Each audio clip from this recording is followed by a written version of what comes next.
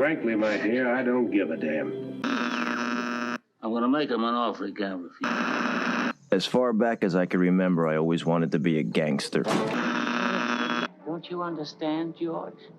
It's because you were not born. Film Church. Well, a boy's best friend is his mother. We don't know what the inner machinations of their mind are, or their heart. We don't know, but that's what we want to know when we go see a film. We don't want to just see life played out as it is. We want to see life as it is experienced within this soft machine, within this... Hello, and welcome to Film Church Radio, the podcast that treats cinema as a religion. It's Sunday, I'm Lewis. And I'm Branden. And we are here to talk about movies. Each week, Branden and I alternate picking a film for us both to watch and discuss. Today, I picked the film from 2019, The Souvenir, directed by Joanna Hogg. Branden, hello. Happy Sunday, brother. What's up, dude? Not much. You had a good week? It's been amazing. That's good to hear. Before we jump into the actual film, we do want to thank everyone who has been listening to the podcast and sending their love for the show. It truly means the world to us both, and we love hearing from everyone. As we always say, you can find us on the social media platforms at Film Church Radio, where you can leave us a comment or send us a message about the show. I think you should give us 5 stars and then just tell us your favorite actor of all time. That'd be pretty cool. I'd like to see those roll in. Obviously, who's your favorite actor of all time? Oh, you always ask these questions for people, and then I'm like, wait a minute. Yeah. Not getting off that easy. I'm going to say Jimmy Stewart today, I think. Nice. Yeah. What about you? Marlon Brando. Awesome. Yeah. Cool. I feel like we know each other a little bit better now. Like I said, with that 5-star review, we'd love for you to rate and review the show on whatever podcast service you're streaming on. They're on all of them, so go and find us. We're there. Do it. Yeah. Again, before we get into the film, we're going to talk about what we've been watching this week other than The Souvenir. So, Branden, talk to me. What have you been watching this week? So, a couple of things. Well, really mainly just TV again. Yeah. This week. I know you watched Kimmy, and we're going to talk about that in a second. That's right.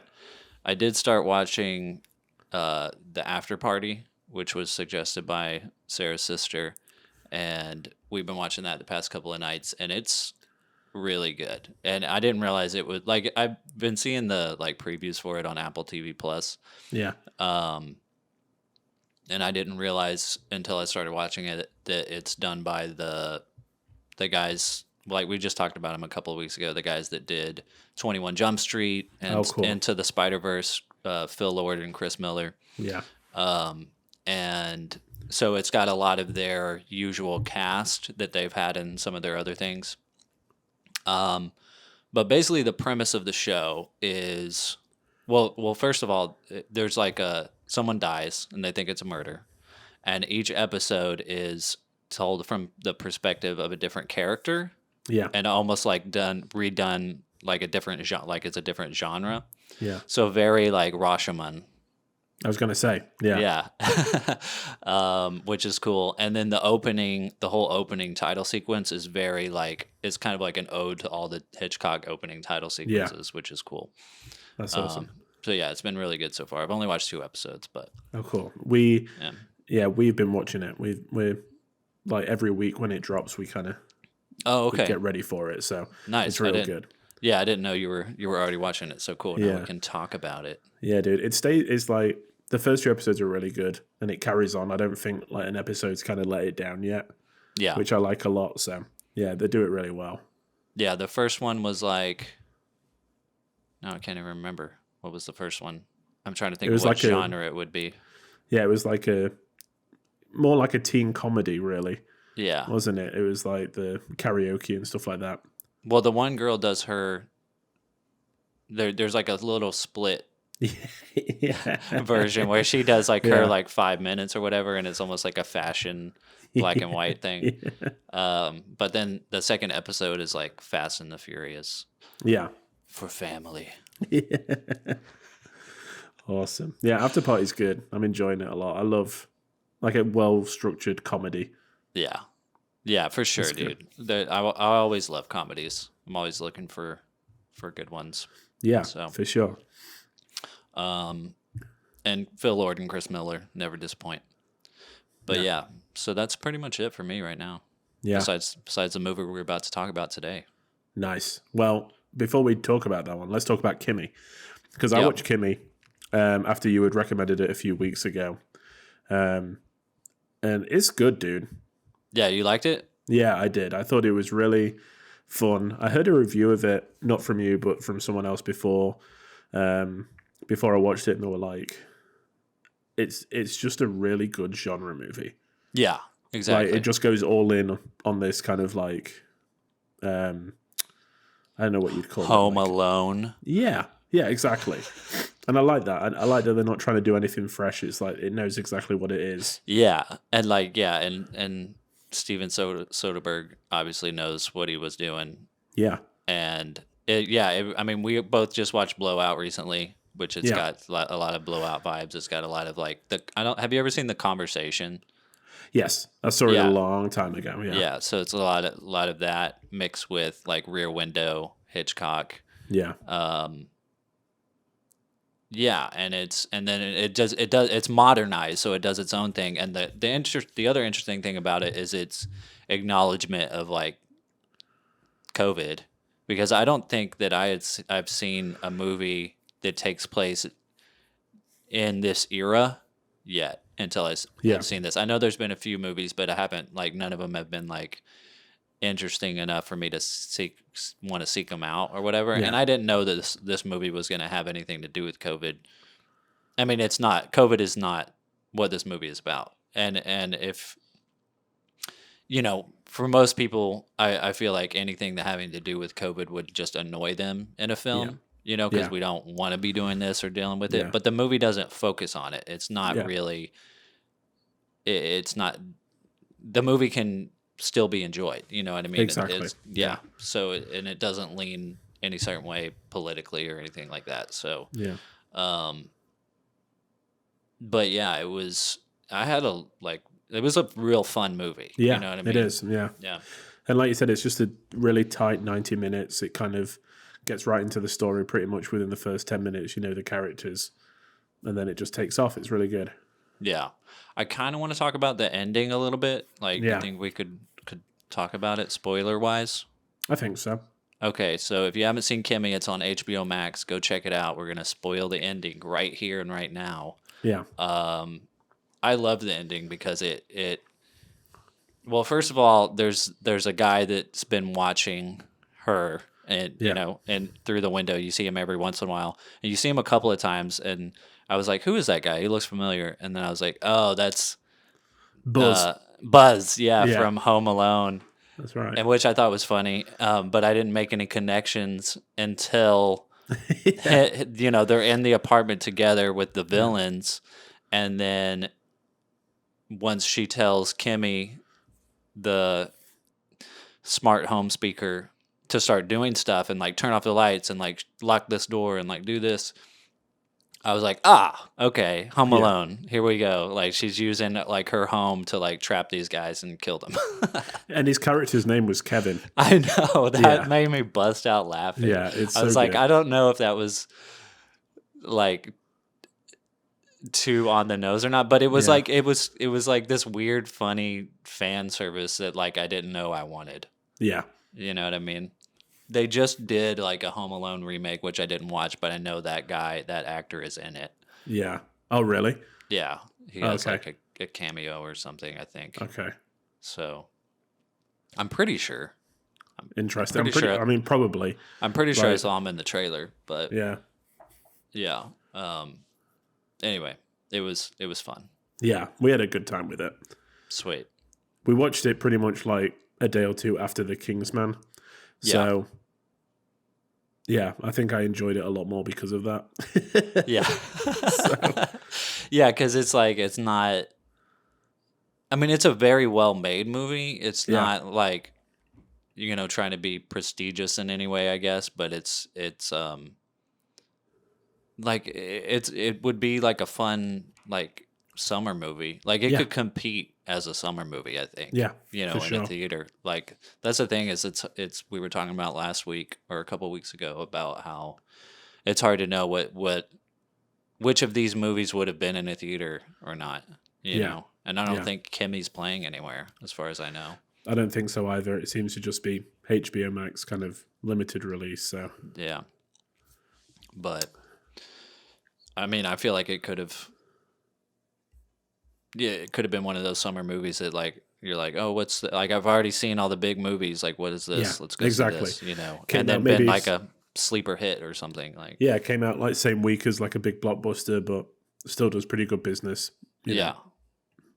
Yeah, and Yeah. then just word of mouth. Like it's one of those movies that would have been word of mouth. Everybody would have been saying, "Oh, you should go see this." Or like Friday, like maybe during the week it's slow, Yeah. but every Friday night it would just hit hard or something, you know, because people Yeah. needed something else to go see, and then people just really enjoy it, you know. Yeah, exactly.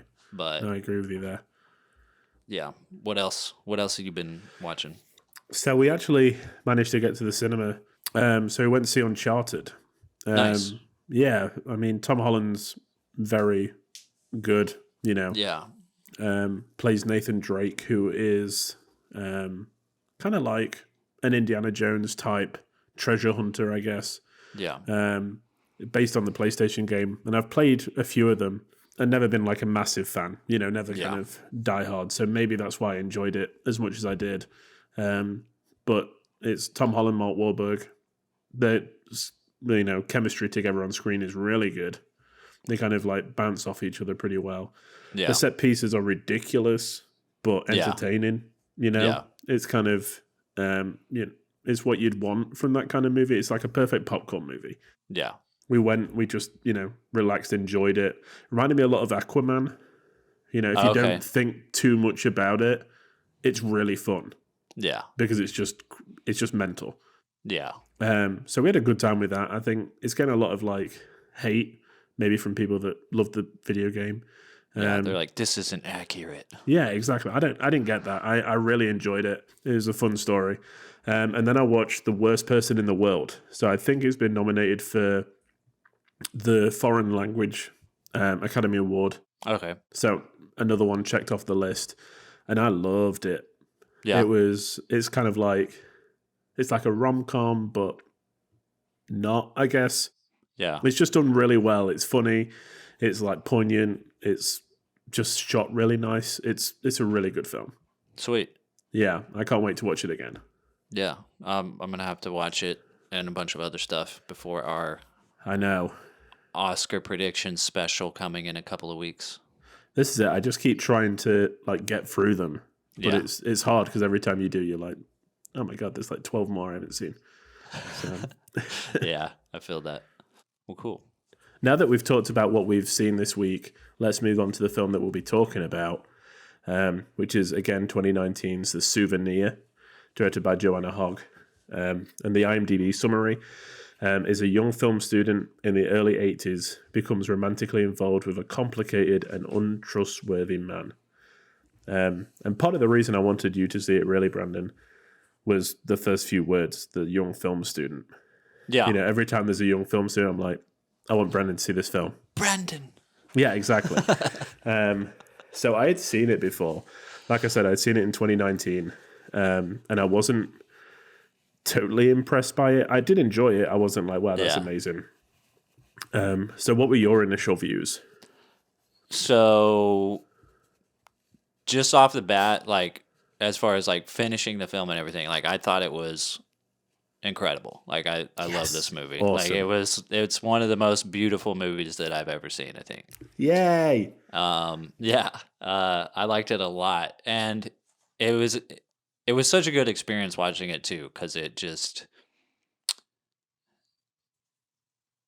it's so real. You know Yeah. what I mean? Like right off the bat, it was, like you said, it's about this young film student, but I didn't like. I went into it totally kind Yeah, of blind. cold. Yeah. Like I didn't know anything about it.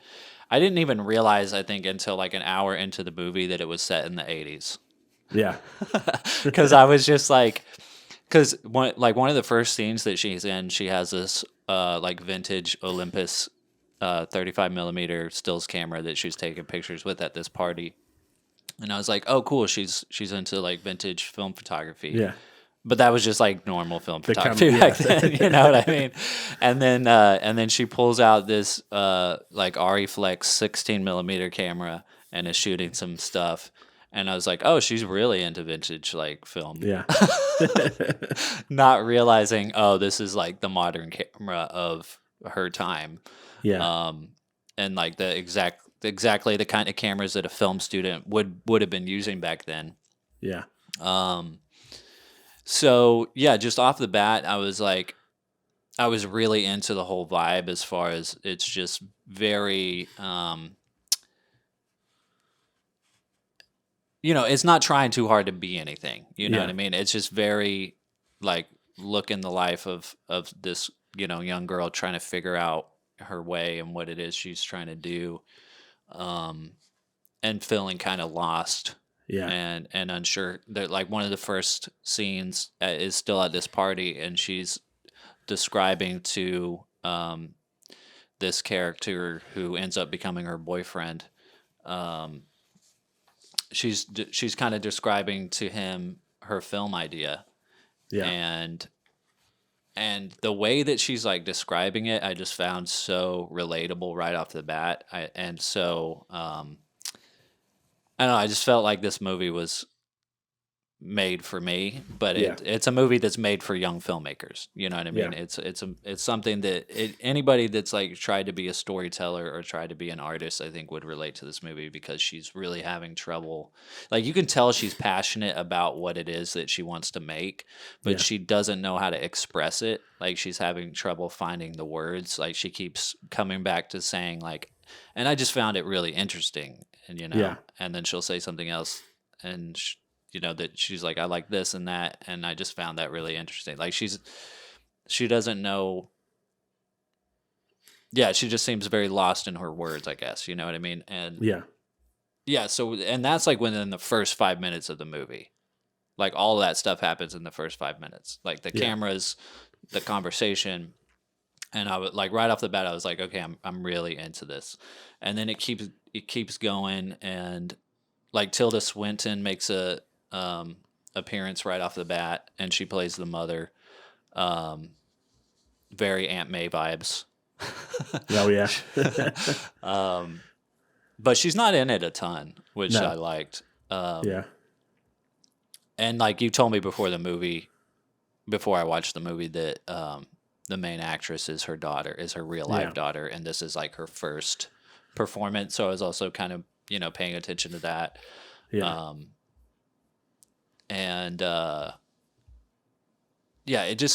It's just so good all the way through. Good. Yeah. I mean, this time, I think the thing I remember the most is the ending from like when I watched it before. But this time, knowing what happens, it changed. It was so much more beautiful, and like it was a true representation of memories. You know, that like you said, everything is kind of very, I don't know, it doesn't hang around too long. You know, they, like, for example, they go on holiday to Venice, and that it lasts all of 3 minutes. They kind of get there, and then there's like a little upset in the hotel room. But yeah, it's just a beautiful story about memories. Yeah, the character, I guess it's Anthony, played by Tom Burke. Burke. He, he becomes her like boyfriend.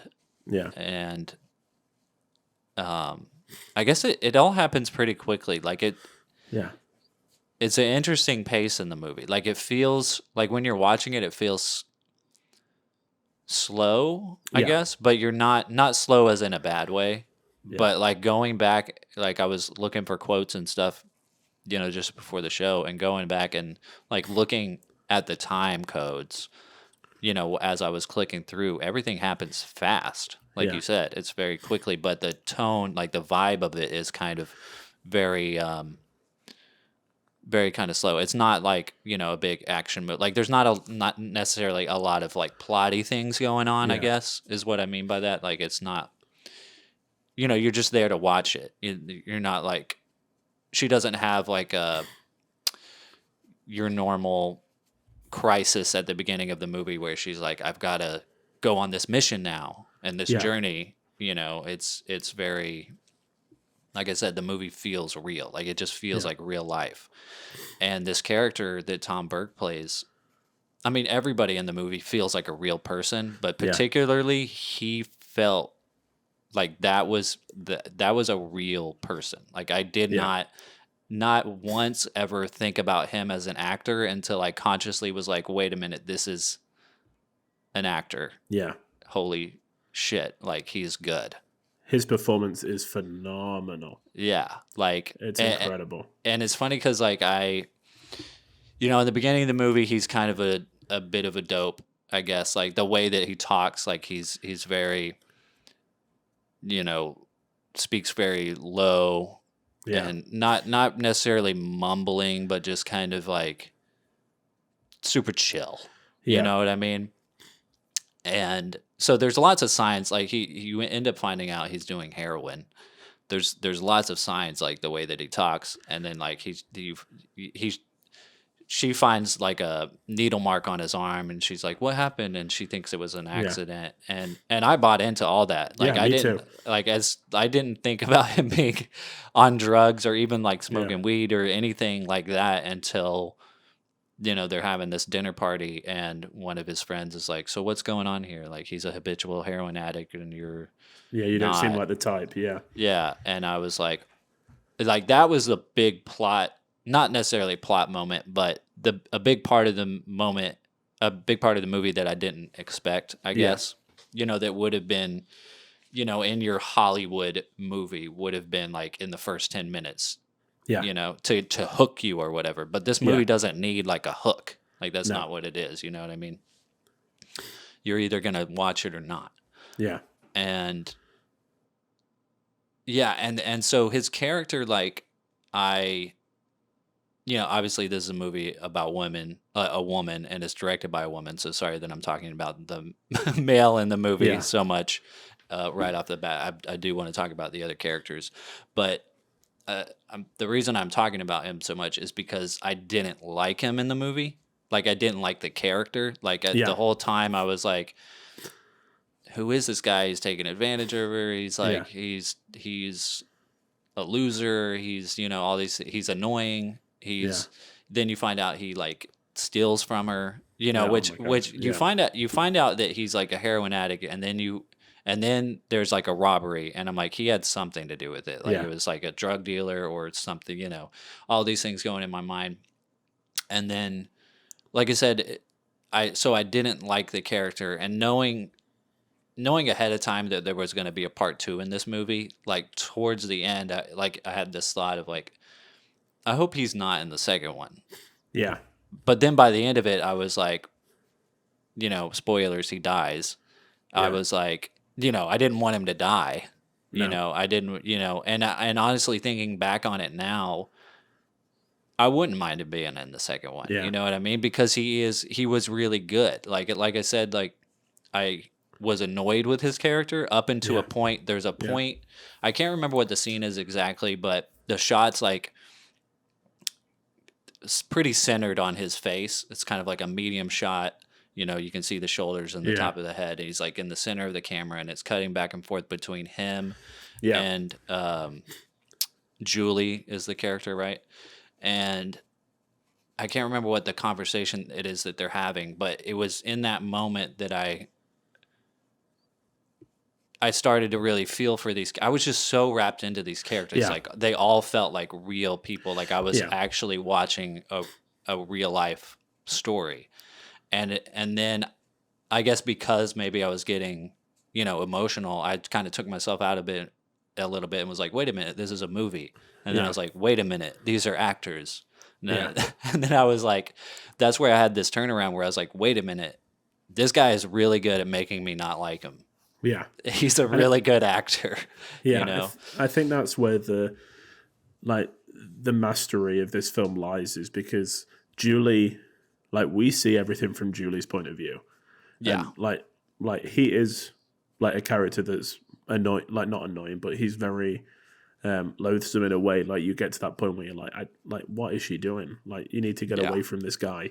But there's also those moments of like real vulnerability. And the scene I think about is when they're in bed pretty early on, and he's like, look at all the space you've got over there. Like, I'm literally about to fall off the bed. And the way that he talks, it's so easy to kind of, you can see the attraction to, like, to him, because he's so, you know, he's nice and funny and kind of speaks well, I guess.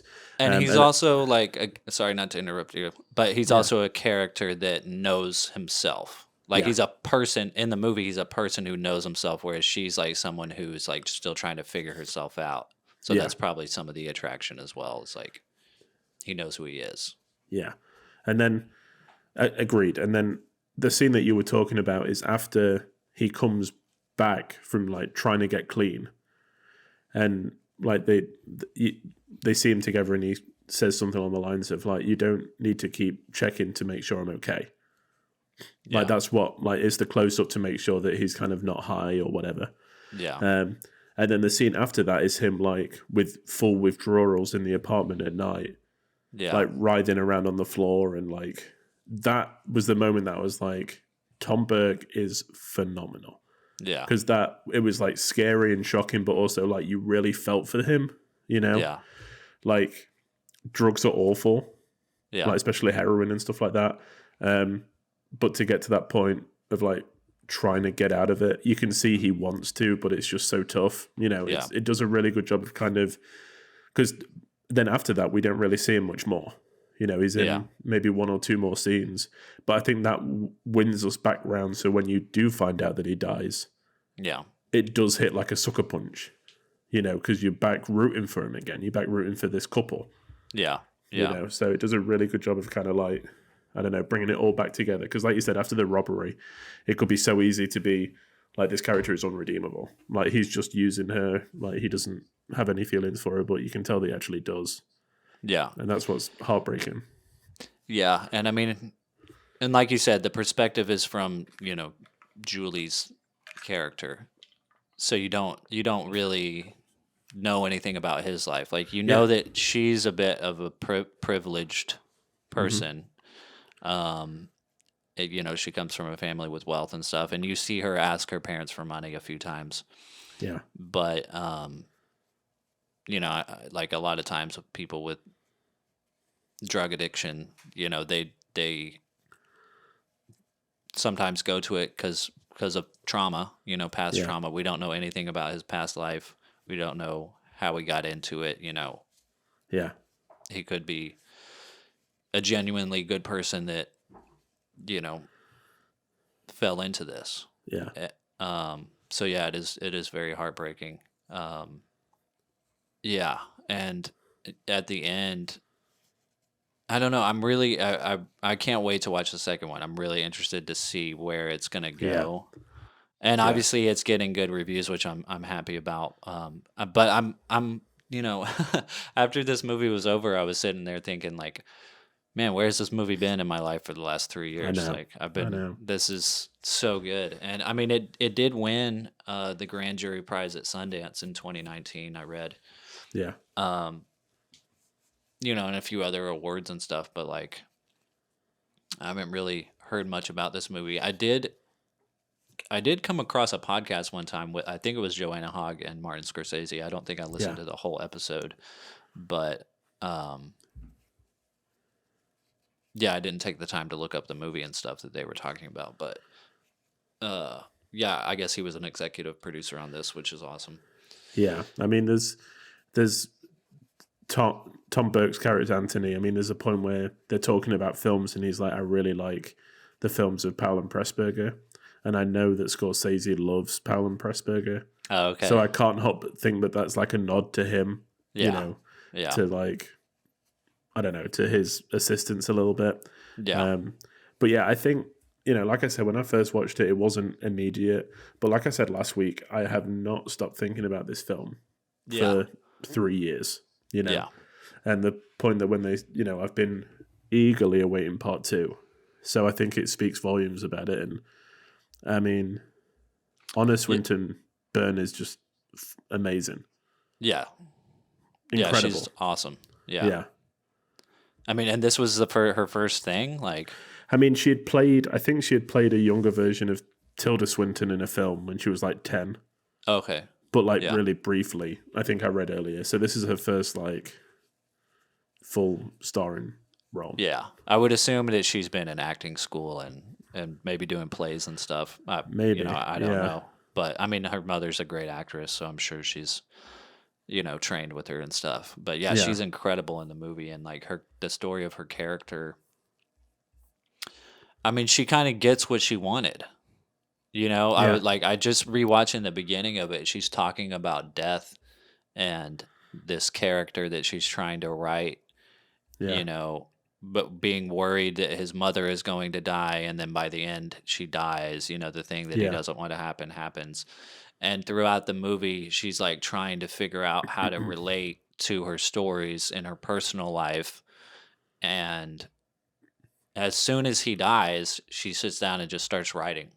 Yeah. Like they have that scene, Yeah. Which is, obviously you don't want tragedy in your life, but it's a lot of times what happens to artists, they turn their tragedies into art, I mean, yeah, it reminds me of when she is in a class in film school and she's like pitching her idea about like working class. She says from Sunderland, which is notorious for being, like there was, I think, a mine in town. So it's very like middle class, hardworking, kind of place. And the film tutor or whoever it is says like, maybe you should write about something that like maybe this isn't the story for you to tell. And then it turns out at the end that like he's bang on. Maybe you should write about something that and this is like she knows this incredibly well, because it was based on Joanna Hogg's real life experience. Yeah.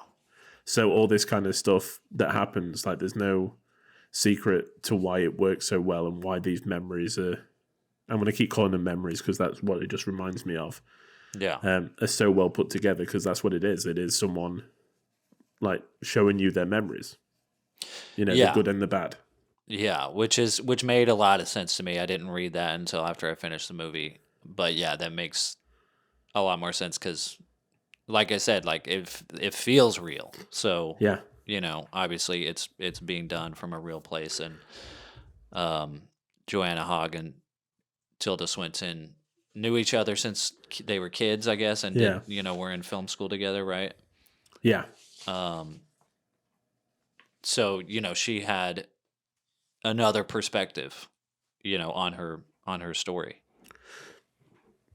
Exactly. Which is good. And I think Tilda Swinton is just so good in this. Like she's not in it for very much, but she's such a chameleon. She's so whatever role she plays, she fully becomes that character. Like if she looks unlike anyone else she's played before, but she's so believable. Like, yeah, it's she insane. really is. Yeah, and the scene where she comes down the stairs to tell Julie the news, and like it holds it for a second. You're like, oh god, what's she gonna say? And she literally just says the worst. But we stay on her, and Julie's like in the foreground, kind of crying, but it's not focused. Like it's such a good choice for that scene. Yeah, because it's like, how would you tell someone? Exactly. The worst news that you are ever going to have to tell someone in their lives, like, and especially your own daughter. Yeah. Having to watch them process this is so heartbreaking. You can just tell that she's trying to find the words that are going to be the easiest blow. Yeah. And then there's the scene just after that where Julie wakes up and she's next to her in bed and she's like crying because she's obviously staying strong for Julie. Like to support. And it's just, I don't know. It's just something about it is just so masterfully done. Yeah. Everything just works really well. And these characters are just alive. Like you say, it's the most incredible portrait, like ensemble I've ever seen. Yeah. there was something about Tilda Swinton's character that I wrote down in my notes as I was watching it, and I wrote motherly mother all mothering. Yeah, I mean, exactly. Yeah, I think the scene that reminds me of that is when before they find out the news and she's tucking her into bed, and she's like, "Do you want Bunny? Do you want like?" And she's like giving all those like cuddly toys. Oh yeah, those plushes that like they've been messing around with earlier, and it is such like a motherly thing to do. Yeah, you know. Yeah, I mean, it's so good. Yeah, both of them are really good. Like, yeah, yeah, they like every character steals the movie anytime they're in a shot. They just steal it, you know, and it just. I mean, there is. I mean, I guess you could say there is a plot, but like, there's not really, you know, which is nice. You know, it's just like you just want to spend more time with these characters, which is why I'm glad that there is a part 2 and that it is being received well, because I'm like, it would just suck so much if part 2 was like, no. Let it down. Yeah. Which you haven't watched part 2 yet, right? Not yet. Sweet. I know. Like I said, I have been like chomping at the bit to watch this film. Yeah. Part 2. I've been talking about it constantly, and it has just come to like streaming over here. Yeah. To buy. So I like, you know, you just couldn't find it anywhere. I was looking everywhere, and the A24 did like you could watch part 1 and part 2 in their like screening room where they stream it online. Yeah. But it was like, you know, 8:00 on a Tuesday night, and you only had 5 hours to watch them. And I was like, I'm just not going to be able to do it. You know, I'm not going to be able to truly watch this film that I want to watch. I'll be, you know, half asleep. So yeah, I haven't had the chance, but yeah, I can't wait. Yeah. Yeah, it's not on Criterion, is it, or anything? See, I mean, I think they may do like, do you know the Before trilogy? Uh-huh. I think they may do something like that. Because I know that Joanna Hogg was she might have done like a Criterion Closet pick. Yeah. And that's normally like a good indication that they're doing something. Yeah, they're in the office for something. Yeah. I would be surprised if this wasn't added to the collection. I'm like, yeah. Yeah, just a lovely like 2-disc set, you know. Yeah. I'm going to buy it. I love it. Yeah, exactly. Me too. You know. I mean, I'm trying to think if there's anything other like scenes in the movie that stood out to me. Like when she first tells Anthony to leave, like that was heartbreaking. Like her performance was really good. Just like that image of her like crying and telling him to go. Yeah. Was incredible. There's like a shot, I think maybe right after that, or I can't remember where it's placed. The movie is like all over the place in my mind right now. But there's like a shot where she is just standing there thinking, and you can see her in a mirror, but it's like a split, like the mirror is split. So, and it's like lined up in the middle of her face. So you can see like, I don't know, it's just a really good shot. You can see that she's like torn, I guess. And then she kind of steps out of that spot. It was a very beautifully shot film, and like the music was really interestingly placed throughout the film. Like it was, there's not a ton of music. Like most of the scenes, you know, with dialogue don't have any music, and then there'll be like these cut scenes where the music will kick in and like not really montagey, but almost montagey. You know? Yeah. I don't think they ever do a full-on montage or anything. No. It's just like the passing of time outside. It's never really like like montage of characters. It's more just like we see Christmas lights, so you get an idea of the time of year and stuff like that. Yeah. But yeah, I think like what you said earlier about the mirror. I think the mirror in the like living room It's such an important tool. She uses it really well to flip. We get like the scene with the other couple at dinner. One of them played by Richard Ayoade, who I really love. He's in an English sitcom called The IT Crowd, which is just hilarious. Okay, yeah, I've seen some episodes of that. Yeah. So it starts off and it's kind of like we see them and he's talking about like making films and kind of what film school doesn't teach you and all that kind of stuff. Very pretentiously. And then when he starts talking about drugs, you realize that was filmed from the reflection of the mirror. So when it comes back, they're like switched. They're like in different positions. Yeah. And it's really like jarring for a second. You kind of like, oh, like, wait, what angle is this? Where have these characters been? But it's just another tactic to put us in Julie's shoes. She's completely blindsided by this revelation. Yeah. That Anthony's, a heroin user. Yeah. Yeah, the filmmaking is top notch. Yeah. Like, I already want to watch this again. Yeah. Just to study it, and you can tell it was such a passion project. Yeah. Like, they really took their time with it. I was reading one of the trivia notes where they, everybody got a script except for Honor Swinton. Is it Byrne? I would say Byrne. Yeah. Yeah. The main actress. She didn't get a script, but she got diaries, like Joanna Hogg's diaries and stuff. And like the other characters in the scene were told to just go with it, kind of thing. Go with, improvise and go with her, Yeah. Which is like, I'm just like, wow, what a way to do it. Yeah. Like, it came out so well. Yeah, and you can see that. I think there's certain points in the film where that's evident, but not in a bad way. Like when her and Anthony are at dinner and he's talking about his ex-girlfriends and she's just like, ugh.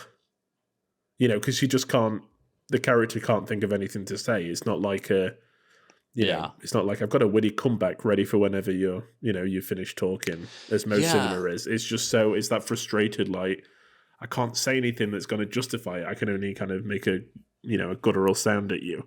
Yeah. Yeah, that brings up a good point because there were so many points in this movie where I was just like, how do you write dialogue like this? Like, how do you think of this? Yeah. And obviously she had diaries and stuff, so I'm sure she was able to kind of recreate things a little bit, but then, let the actors kind of improvise and become the characters to some degree and just go with it. Yeah, because it just, like, that adds to the realism. Exactly. Yeah, it's these I think that's another thing why these characters feel so lived in, because they never say anything that we wouldn't say. Yeah. If that makes sense, it's not like, you don't get like I said, 20 minutes sparring of like who can do the best singer, because that just doesn't happen in real life. In real life, people do leave you kind of like dumbfounded. Yeah. And all you can, like, especially when the random guy comes down the stairs and all she can say is like, get out, like, please get out. Like, she looks terrified, and it's not one of those like, who are you? It's like, you need to leave this house straight away because I'm terrified. Yeah, that scene, dude, was like, that just added to that hatred, not hatred, but like that, wanting her character to get away from the Anthony character and just get out of that relationship. Because, when that scene happens, it was terrifying. Yeah, it's is. Like, oh my God. Yeah, who is this guy and what is he doing? Yeah. And then there's that touch of comedy where he's like, I forgot my coat. I don't think I even laughed at that. I was just like, still terrified. Yeah. Yeah, I mean, the fact that she improvised it is still mind-blowing. Yeah. It's beautiful. It's hard to believe. I want to watch some behind-the-scenes stuff on this, too. Yeah. So, just to see some of that process, Yeah, exactly. I put this down in our notes, but how long do you think this film takes place over? Like, what's the time frame? Because there was twice that we cut to, like, Christmas lights. And I was like, is it supposed to have been, like, a year? Like, this relationship must have been at least a year, right? Like, if not more. Yeah, I mean, I would say it's under 2 years, Yeah. but she like turns 25 in the Yeah. movie. Yeah. They have like a birthday party. So that kind of made me wonder, like, okay, where is she? Like, did it take her a long time to decide to go to film school? Because in the beginning, she's Yeah. not sure about it, and then she ends up applying and going. Yeah. And she's, working on this project, and then at the end of it, she's like finishing it. So yeah, I would say probably like under 2 years. But, I wouldn't be surprised if somebody was like, this takes place over 5 years. I would be a little surprised, but Yeah. I'd be like, okay, Yeah, it makes sense. Yeah. Yeah. Because the characters do feel, very, they know each other so well, Yeah. Especially towards the point. And yeah, it's got to be a couple of years, Yeah. I think. It just threw me off that it seemed to be the same kind of film that she was making. But I don't know, like in film school, whether you do have that overarching, film for a few years that you're working on in between things. I don't know. Yeah, but like I said, the film, I'd have to rewatch it. The film school doesn't come in till later. Yeah. And yeah, who knows? I mean, they do whatever they want in film school.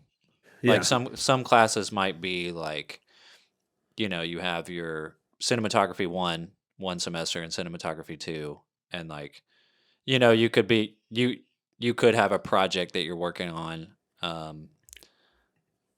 that's not finished by the time the first class, the part 1 is finished, and you're like, I need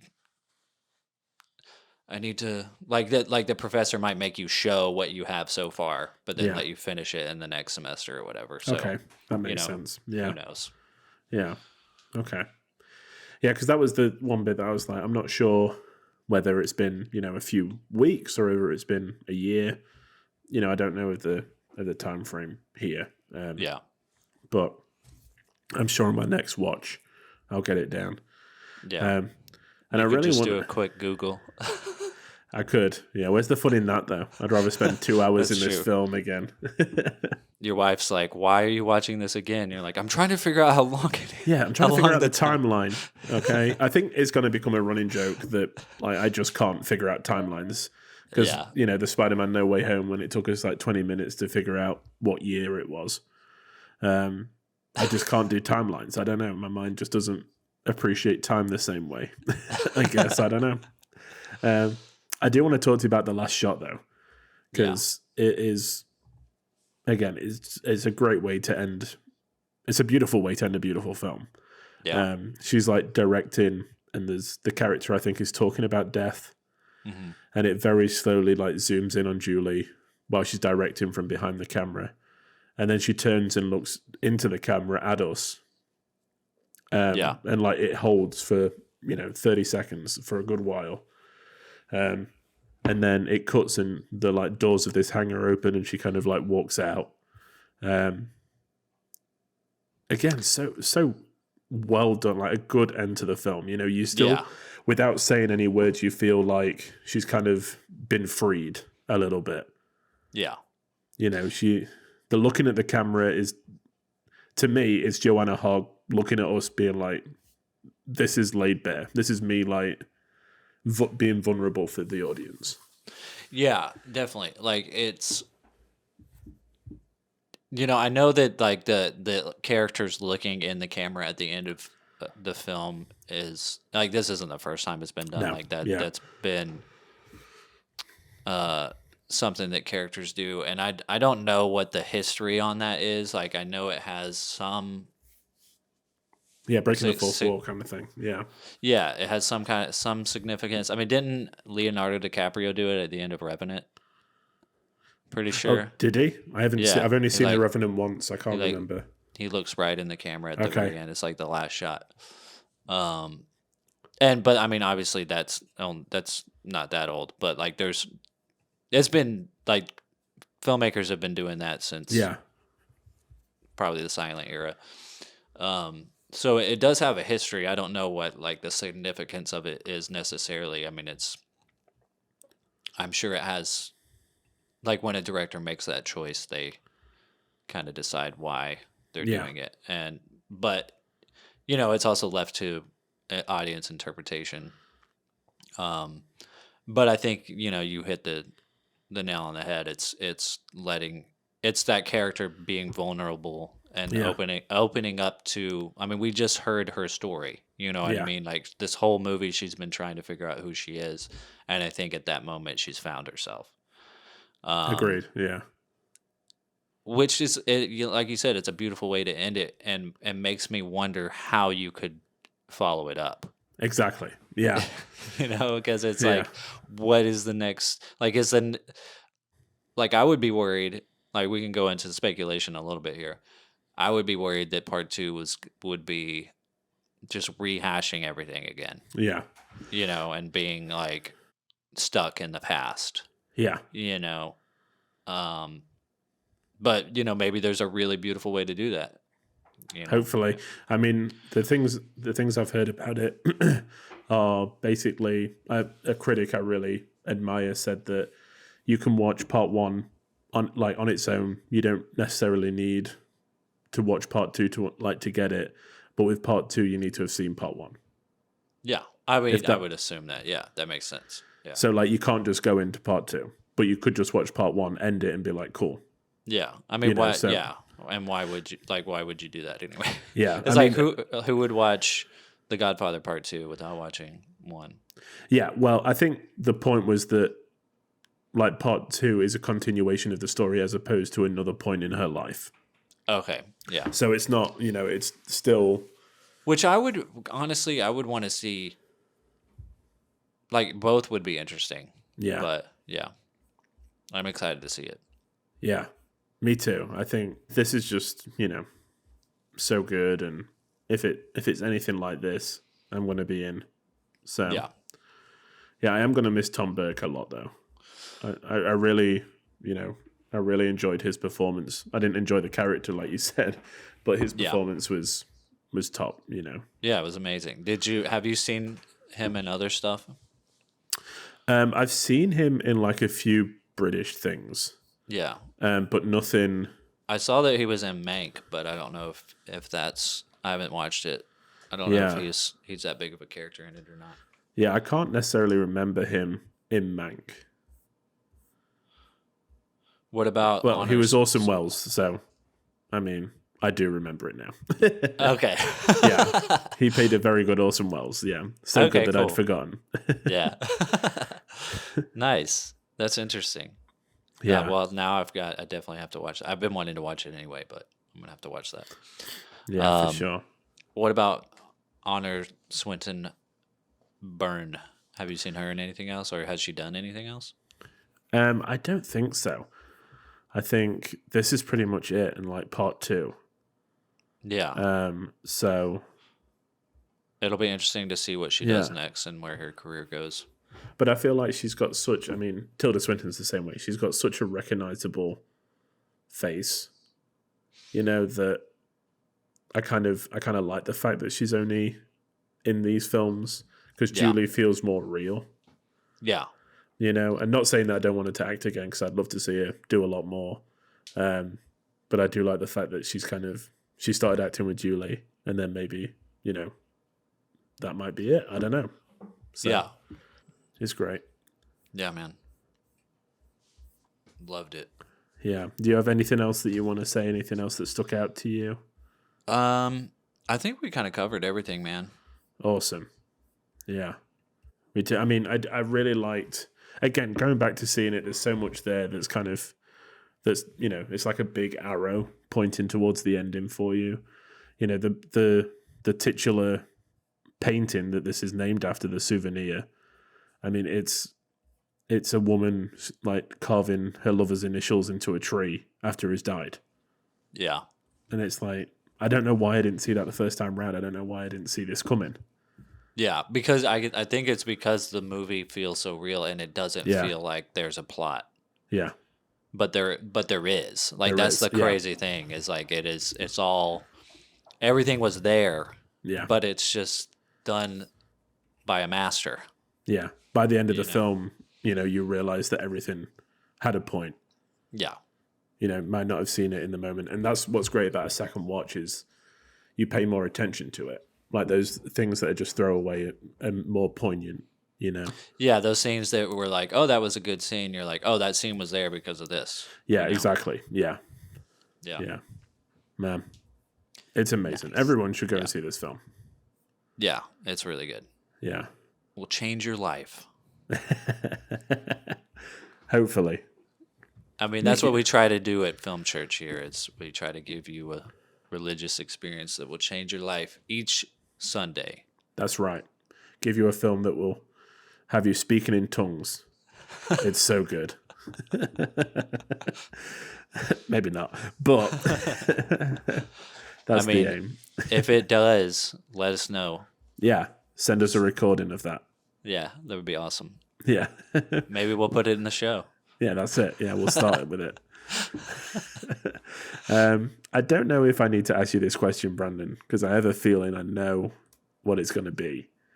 But before we wrap up the show, do you want to tell us what we're going to be watching for next week? We're going to watch Terminator 2, Judgment Day. Not really. How about the Souvenir Part 2? I am well up for that. That sounds incredible. Yeah. I haven't heard about it. Can you tell me a little bit about it? Like, why have you picked it? I don't know anything about it. It's got Tilda Swinton's daughter in it. Oh. She's pretty good. Yeah. Yeah, it's set in the 80s. Nice. Love it. Love an 80s film. Cool. Well, that'll be next week. The Souvenir Part 2. Yeah, directed by Joanna Hogg. Yeah. I cannot wait. I'm already after we finish recording, I'm going to go buy it. Yeah. So. Sweet. Yeah. Well, I think that brings us to the end of the show. You can find us on Twitter and Instagram at Film Church Radio, and you can follow us individually on Letterboxd. Brandon is at Salmonscope, and I'm Walker Lewis 3007. You can keep up with what we've been watching there. We rate and review pretty much everything that we watch, and it's all there in diary form. If you don't want to just see what we've been watching, but want to hear what we've been watching, all of our back episodes are streaming on all good podcast platforms. This is episode 14, so they're racking up a little bit. You got a few hours worth of entertainment there to keep you going. If you like what you hear, give us a rating and review. Let us know if you like the film. Let us know if you like this pod, what you want us to watch, who your favorite actor is, all that good stuff in the ratings section. Do it. Just do it. Yeah. Do it now. Do it now. But, Brandon, you don't seem that druggy to me, bro. I'm not. Man. Thank you so much for listening. We really appreciate it. And we'll see you next week for part 2. Thanks, guys. Bye. Bye.